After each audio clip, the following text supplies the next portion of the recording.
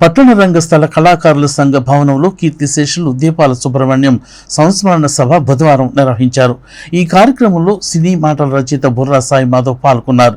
ఈ సందర్భంగా పలువురు కళాకారులు మాట్లాడుతూ పట్టణ రంగస్థల కళాకారుల సంఘానికి సుబ్రహ్మణ్యం లేని లోటు తీరని లోటని అన్నారు.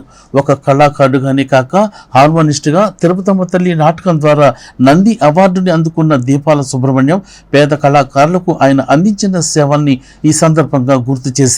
ఈ కార్యక్రమంలో సంఘ వర్కింగ్ ప్రెసిడెంట్ గరికపాటి సుబ్బారావు, కార్యదర్శి ఆరాధ్యుల ఆదినారాయణ, కోశాధికారి మేరిగ రామలింగేశ్వరరావు, కార్యనిర్వహణ కార్యదర్శి కనపర్తి మధుకర్, వేమూరి విజయభాస్కర్, చెరుకుమల్లి సింగారావు, పందిటి సుబ్బారావు, దేవరపల్లి భవానీ, కొండలు, లక్ష్మీ తులసి, నిర్మల రమేష్, బాబు విజయదుర్గ, జ్యోతి మరియు దీపాల సుబ్రహ్మణ్యం కుటుంబ సభ్యులు దీపాల తారక సాయినాథ్, పలు నాటక సమాజం కళాకారులు హాజరై దీపాల సుబ్రహ్మణ్యం యొక్క చిత్రపటానికి కళాకారుల సంఘ భవనంలో ఆవిష్కరించి ఘనమైన నివాళులర్పించడం జరిగింది.